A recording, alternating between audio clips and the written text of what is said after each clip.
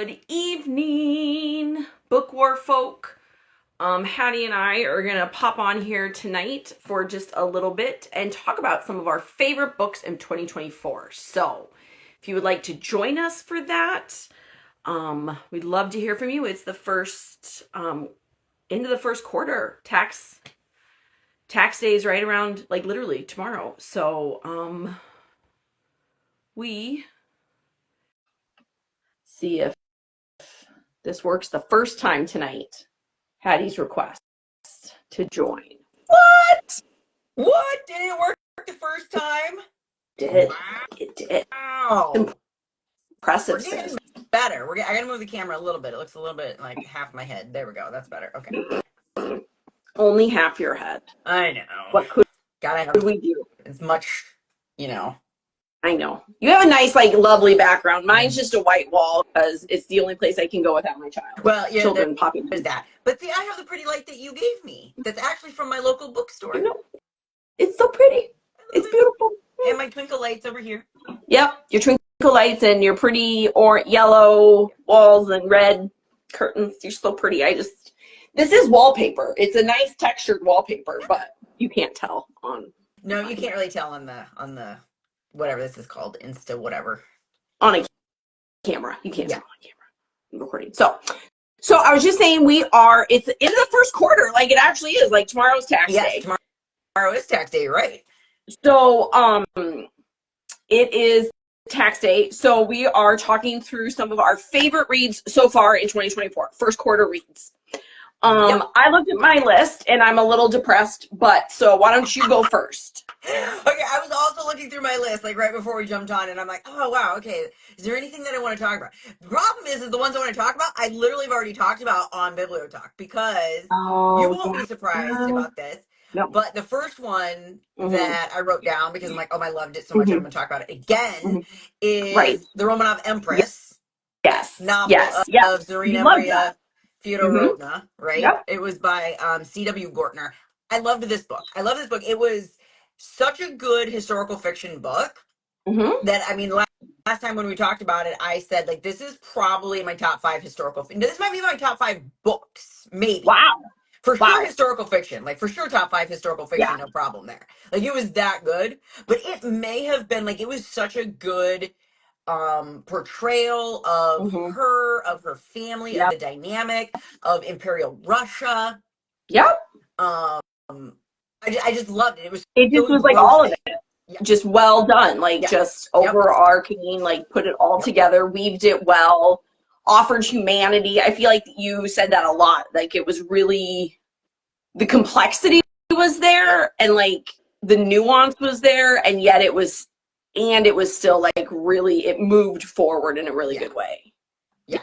I mean, the author definitely, like, you know, did a great job with, like, the historical research, like, you know, the timeline and everything. Her history is, like, well known. You know what I mean? Yeah. So it's like, you can't really mess with that, right? But it's also, like, so dramatic that it's like, you don't even need to mess with it. You don't have to mess with it because it's such drama. Because it was such a dramatic story. Her story in particular was so dramatic. From, like, marrying into the Romanov family as a teenager. She was actually first engaged to the brother of the person that she ended up marrying, and he died, like, before they could get married, right? I mean, so it's like there's this built-in drama, like, with her real life story. Yeah. And the author just did such a great job with the whole thing. So that was the first one I wrote down as I was, like, going through my list. I'm like, okay, yep, I talked ad nauseum about this, like, 3 BiblioTalks ago. So if you want more ad nauseum about that particular book, 3 BiblioTalks ago. The historical fiction genre. But it definitely, like, if you're a historical fiction person, absolutely pick this one up. If you are a Russian imperial history person, pick this one up. If you just want to, like, sort of be immersed in, like, a different world, right? Pick this one up. It's worth the read. It is a big one. Okay, don't get me wrong. I listened to this, and I think it was like 17 hours. Yeah. It like came in at like 17 hours long. So it's a bit of a commitment, but it was like a commitment that was well worth it. So that was like my first one, and I won't go on and on about it because I already have gone on and on about it. This is Hattie reining it in, people.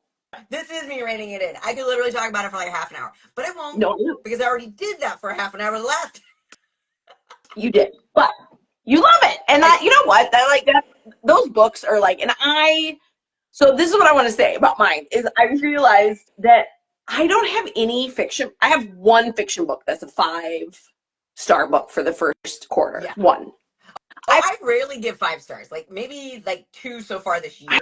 Like maybe. I mean, I am like such. I mean, I do feel like when I was looking at this list, I'm like, oh, I have come to the point in my life where the stuff that like really connects now is nonfiction, which literally 5 years ago, if you had ever told me that was going to be true, I'd be like, okay, Like, I don't think so. I don't think so. So that's like both like a depressing reality as well as like it just, it is what it is. Like, and I don't have to totally judge it, but I'm judging myself. You're judging a little bit, yeah. But the only fiction that I gave 5 stars to is called, I gotta get the name right. I brought my iPad so I could look at it all. I'm old school, so I wrote it down on a piece of paper. Of course you did. It was the Monk and Robot second. These are little novellas, and it was the second one of that called A Prayer for the Crown Child. And oftentimes, like, and I've been reading, so I just picked up the Murder Bot, the third one. Yeah. I just picked it up the other day, and I remember thinking, like, very rarely do I like second and third books as much as the first one. And that's been very true for Murder Bot. With Murder Bot. Very much. Murder Bot Diaries. But this one, A Prayer for the Crown Child, I mean, I loved the first one as well, but these tiny little novellas, but this second one too, like, she does such an interesting job of painting this other world that's so, where humanity, and I think part of it is like, it's not the dystopian of what happens when the world collapses and like robots and humans have to find a way forward, but like a more grace-filled reality post that. And like I think because I've read so much dystopian, so much science fiction around this, like such a breath of fresh air to have someone imagine what happens if humanity and robots actually make better choices, right? Like actually. I love that. Like, no, that's crazy talk now. Crazy. You just be nuts now. Right. Yeah. Like, to be fair, what happened at the beginning is like, these robot and humanity are becoming like, are meeting again for the first time in like 30 years. Like, a generation has gone by without contact between these two because there was this big deal. And like, and so this is like them coming back, a monk and a robot meeting and then like kind of having this journey together. But even that, like what they chose or how they chose to separate and like humanity taking responsibility for like the problems that occurred because of their need to mechanize everything, right? So it's just like, it's such an interesting, and I think part of it is that it's like just such a breath of fresh air of imagination, like that there's a different imagination. Different way to imagine it. And I'm sure she's not the first person to have ever done this. I don't think that that's true, but I think for myself, it might be one of the first, it might be one of those, or at least it's one that's like really resonating with me. And it's pretty theological, so that's probably also probably, yeah. That's fair. The nature of humanity and divinity and all that good jazz. And life in general. So I think that's probably why I like it too. But yeah, but that's like the only one that I've given any 5 stars. I will say the other fiction I would recommend. I mean, I do love saga if you like graphic novels. I mean, I would recommend any of the fiction that I read. Salt Houses was really good, and The Adventures of Amina al-Sarafi was really good. But again, I'm just like, I don't think I was like fully blown away. I think they're both really wonderful for very particular reasons. But when I think about like, what are my favorite books from the first quarter of 2024? You're like, they're not fiction. And that's like a reality check for me. That is reality. That's very upsetting. Yeah, no kidding. That is very upsetting for you. Yeah. So did want to say, because you were talking about sort of this like yeah, hope-filled, like rather than dystopian kind of thing that you're yeah, reading. You right now I'm like stuck in like all this dystopian stuff, which I never read, hate right? it So so much. yeah, Right? my students Yeah. chose Station 11. Mhm. So I'm Which I enjoyed yeah, that book. yeah, I'm listening to it. I'm like very ho hum about it. I'm like, okay, it's fine. Like Yeah, that's how I feel about it. Like it's fine. yeah, It's not like bad or anything. We'll have plenty to talk about. I yeah, don't think I'll ever like put yeah, it on the list yeah, again, like, for my class, but yeah. I'm I not get like that. annoyed Yeah. or anything that I did, No, no, Um, no, no, no. Yeah, yeah, yeah. But I see for you where that's just a very much like a, okay, I don't hate everything about yeah, this. but And yeah, it's fine. yeah, it's Yeah, fine. it's, So I'm getting this dystopia, and then like George and I just started watching Fallout, the oh, TV show, which is based on Fallout mhm. the game, which is like totally like end of the world Um, yeah, game. It's a video game yeah, yeah, yeah. series, and it's like end of the world, Right, radiation, and right. so we're watching this too, and this is all in the same way. And I felt like there was a third one too. I can't think what the third one was, but I'm like getting like all this dystopian stuff, and all I can think of is like Hannah's never gonna believe that like this is like my world right No, now. you kind of I'm like, hate, I mean, you are not a dystopian person. You it is do like not care not for my those. thing at No. all, Mm-mm, at all. mm-mm, mm-mm. So it's just very weird that I'm like in this, in like just Yeah. it's around me right now, and I'm like, okay, can I just be?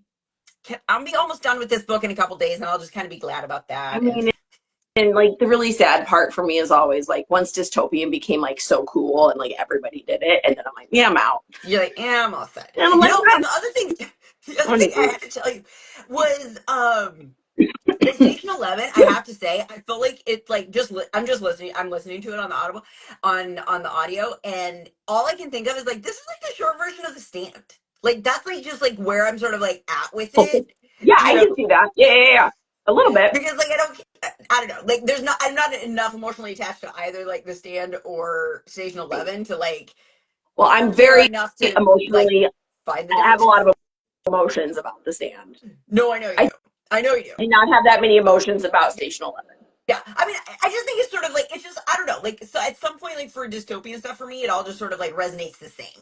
Right. No, I get that. You know, I super get and I that. think Yeah, that's yeah, just what it is. Like yeah. that's the sameness that I'm like registering. I think that's one of the reasons, like, I don't know that you would say this, but it's one of the reasons I like Octavia Yeah. Butler is because I think her dystopian is hope filled and is very theological. So I also like that. So you like that too, yeah? Um, but I think like Parable of the Mm-hmm. Sower is there is like, I mean, it is rough. Oh yeah, Yeah, yeah. it's real rough. And I didn't realize quite how rough it was until I read the graphic novel of it. And I was like, Oh, oh, this is so you're much like, worse. Oh, I'll read it and it'll be like, oh, I'll get to be able to read it faster. And like, it's you're like, awful. oh, it's This is heartrending. so much worse than graphic novel format. This is like how you know different genres, like different art forms, Yeah, create different emotions in you. yeah, Anyway, I don't know if I'd ever be able to like watch a movie about Parable of the Sower, right. but I I think do they think did make she it into a has TV like show. I think they Was might that be the one they made in a TV no show? There was one. no No, that there's was not. oh oh I'm sorry. I screwed up, and now oh you don't know what it is, and it's gonna bug you. it's the one that she wrote. It's her other most popular one. Okay. And it's about a woman, a black woman who goes back in time into like Yes. kind of antebellum. Is it Unbroken? Broken? No, maybe that's something else. No, That's a different book.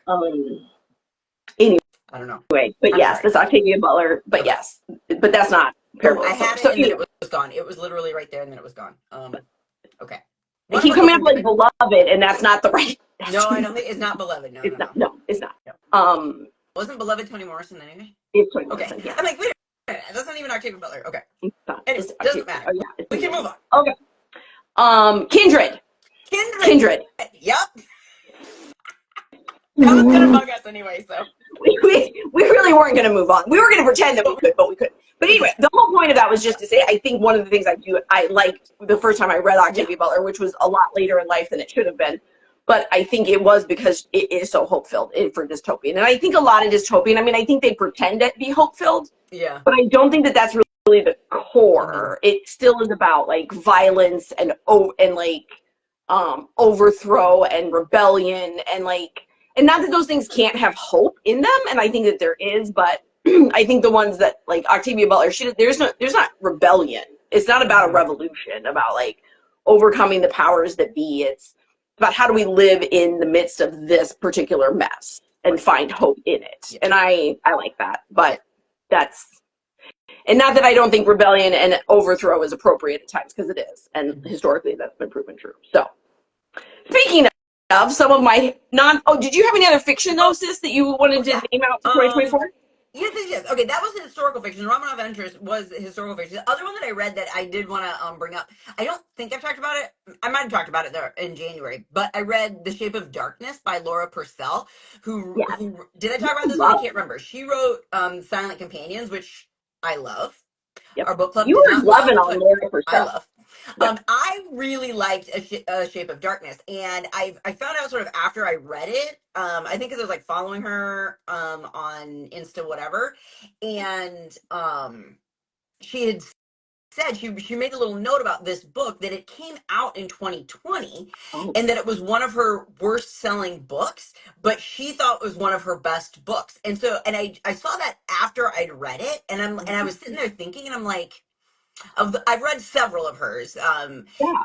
and I'm like, she may be right about that. I think for me, Silent Companions was better because like I think that was like my first like love of the ones that she wrote. So I think there's like that's just going into it. But in terms of like the writing in the book and the creepiness and like her ability to sustain creepiness is Is pretty well done. fabulous.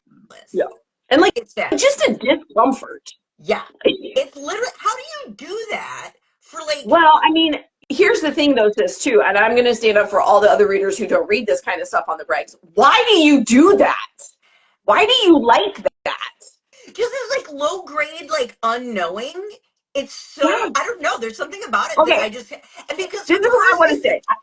This go ahead. is so rude, Daddy. This is so rude. But I'm like, I feel like you need more anxiety in your life. Like Yeah, maybe that's it's it. This is how like I get like my stress. Yeah, thanks. you That's don't fine. I'm have okay like with a that. low level anxiety of unknown uncertainty that like No, you're living at, so you have to no. get it in a book. And the rest of us are I just remember when we read Silent Companions for our book club too, this was part of it. It was like, but why do you want to be like discomfort, like uncomfortable, and like why are you adding more anxiety to your life with this book? Okay, I would just like to say that while Yeah, yes, that was true in our book club, there are so yeah, many people who love this kind of yeah. literature and People like love these this kinds stuff. of movies. I know. So I'm just it's not giving like you I'm a hard actually a time. freak. I mean, I'm a freak, but not because of this. Yes, yes. No, that's the thing is like I think that people just like what entertains, what sustains, what captivates Yeah, is so yeah, particular. yeah. And like I don't get that. Like it's not something that but like you don't get dystopian No, no. either. I'm just Like like whatever about it. Anyone I right. read, I'm just like, okay, I don't hate it, I but mean I don't care for fine. it. And like the Yeah, creepy ones I'm like I like them when they're shorter. yeah, And like I'm like, okay, it's fine. Like but I don't yeah, it's not like it does not captivate. And so I think yeah, that's just so funny though. But yes, you are not a freak. I just think that's really funny. I yeah. hadn't thought about that I know, before. Like, but do you need more stress in your life? no, it's okay. No. I will just get my stress from reading like slightly horror themed books, but they're not even scary books. Like they're not scary. It's No. literally just this low grade Yeah. unknowing. That's what and I think it also intrigues me because it's like, how the hell does an author do that for I don't that know. length of time? Yeah. Like, how do you like sustain this low grade like Discomfort and like discomfort of like, you're just I like know this what's going all the on? time. You're just like, do, what? do I not know what's going on? I felt like I did, but maybe I don't. Like you always sort of Yeah. like feel like that. Mm-hmm. Like, oh, Mm-hmm. oh no. Well, like it's always just sort Mm-hmm. of like, and like their ability, author's ability to do that to me is always like super intriguing. I also found that with My Cousin Rachel by oh the lady who wrote the shoot now I'm gonna Rebecca. Rebecca. Yeah. Yeah. Um, what's her name? Dumais. Dumais. Uh, no, it's no, you're right. It's Daphne. Daphne du Maurier. There we go. Daphne du Maurier. There we go. Oh my gosh, that was really bad. Wow, I this is a didn't night love for it. us like pulling names out. I know we're doing okay. It takes us a little bit, but we get there. And I actually thought My Cousin Rachel was better Oh, Rebecca. than Rebecca. Yep, Rebecca. I thought like the low grade, Annoying. like waiting for Mhm. the thing to happen Yeah. was sustained at like this level of you always think Mhm. it's going to happen. You always think it's going Mhm. to happen for like 350 pages. Like, Wow. you know what I mean? Like you just think you're Right. going to turn a Yeah. page and a thing's going to Right. happen. for And it 350 doesn't. pages. Wow, It, that's it, a lot it of was pages. really good. And I think that is Mhm. intriguing for me. That authors Yeah, can do that. yeah. I get Keep me that. turning that page. I super get So, that. Yeah. yeah. So anyway, that was another fiction one, The Shape of Darkness by Laura Yeah. Purcell.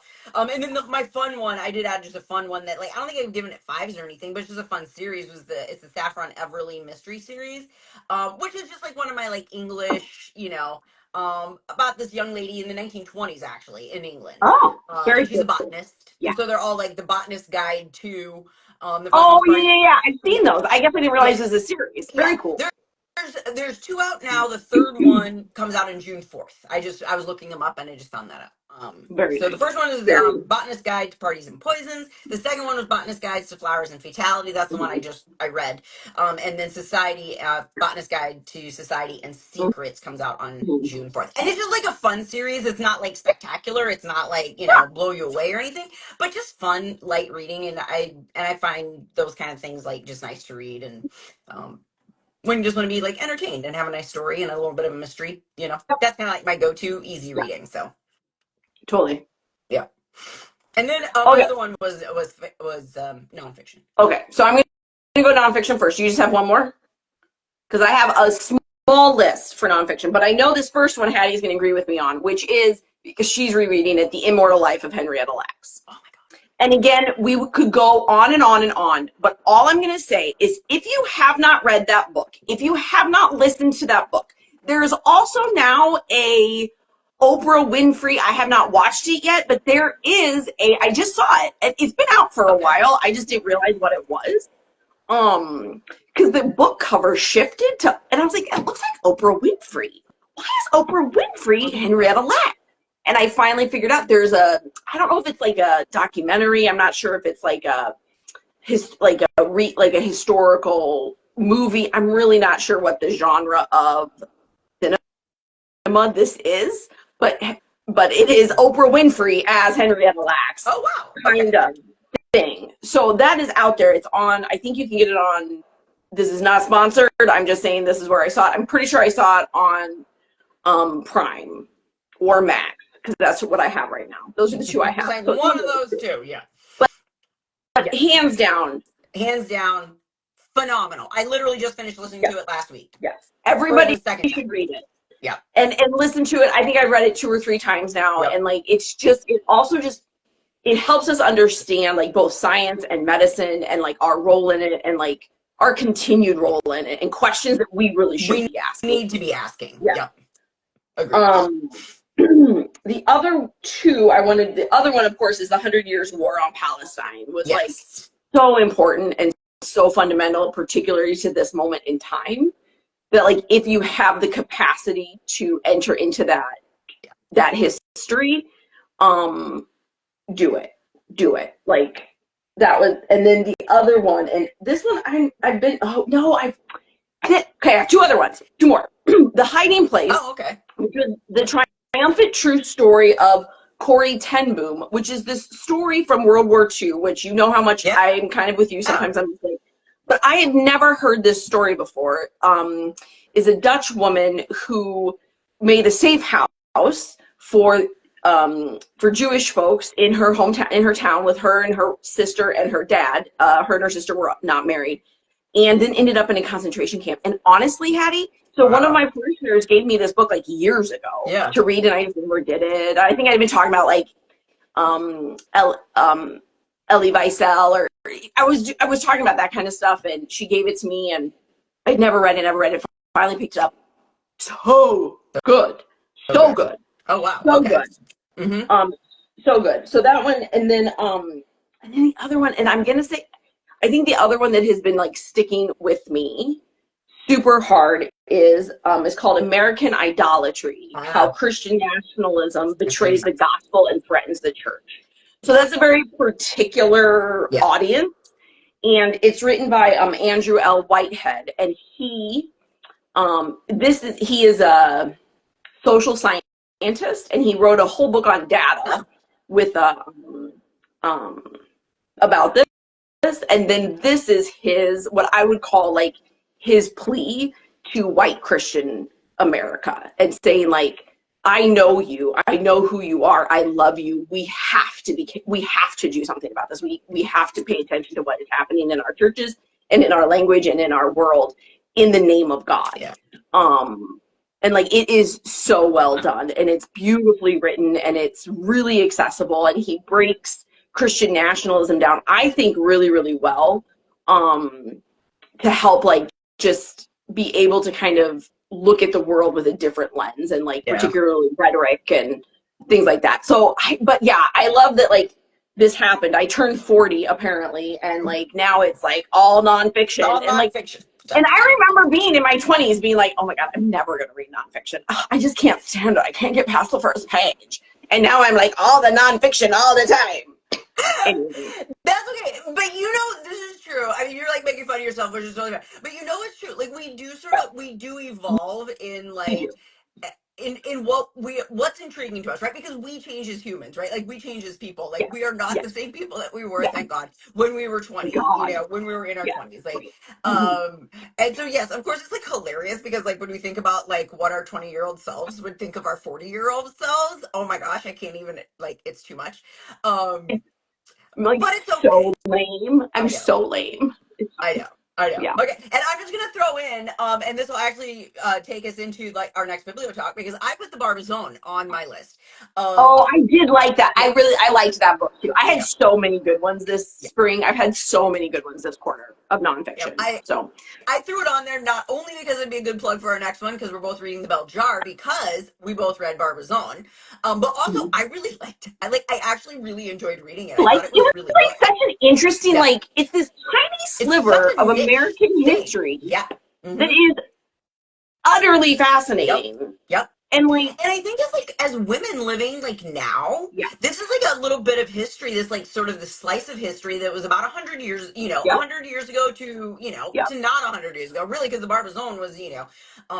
what was it to like 79 or I mean, something before it kind of I think switched it was through over. the 70s for Yeah, sure, and maybe the early 80s because yeah, Sybil Shepherd lived yeah, there. stayed there exactly. So it like switched over to condos at some point. I just can't remember when that was, Yeah, I know. but Ricky but it is sort of Gervais this. owns one now. Yeah.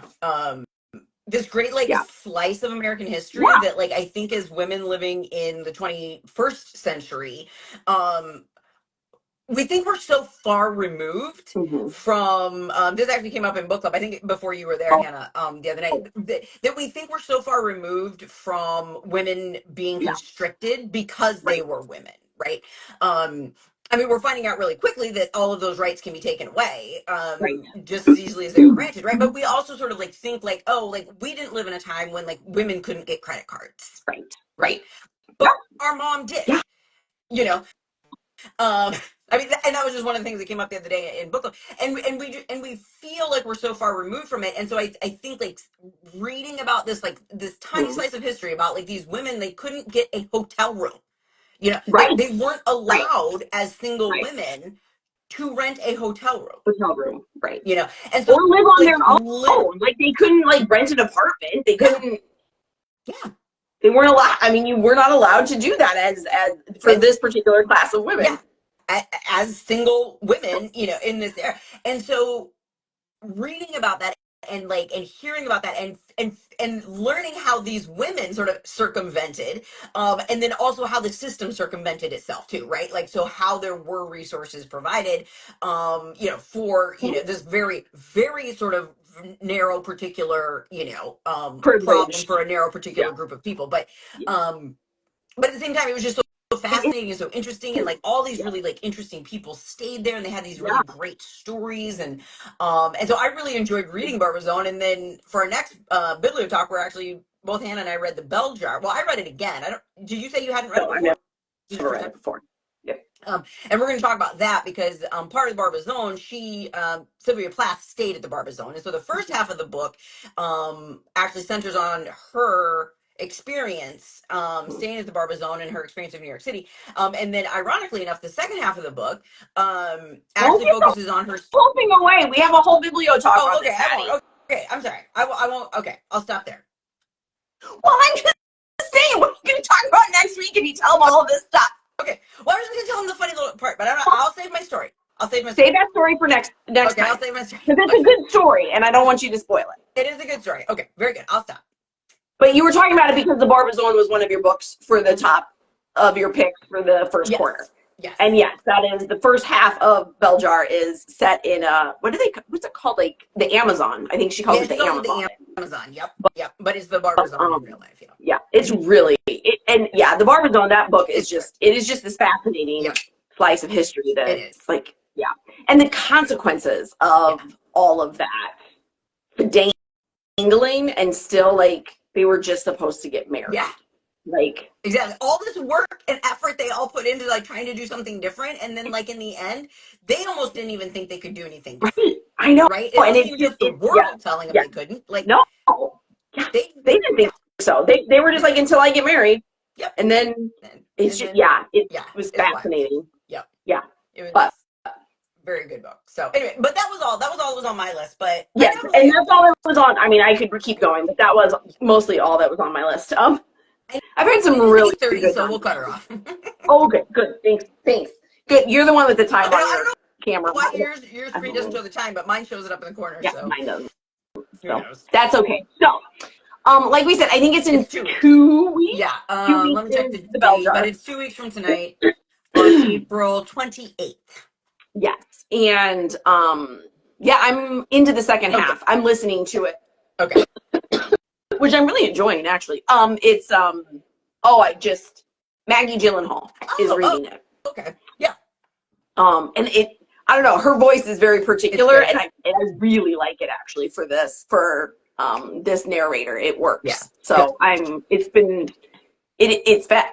And I think after reading The Barbizon again, like this is like the consequences on women. Yeah. And because of who and it is like semi-autobiographical, right? Like it's not an autobiography, but there's some autobiographical incidents. I think okay.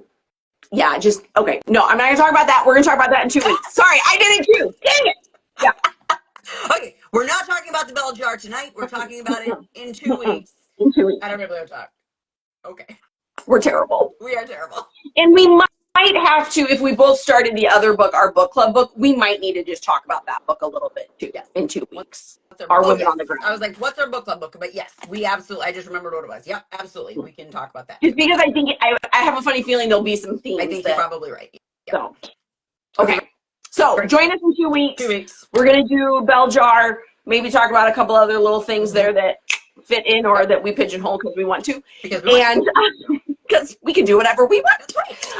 And thank you so much for your support and your continued participation in the book work. We appreciate it. So, thanks, everybody. All right. Have a great night, everybody. Happy reading.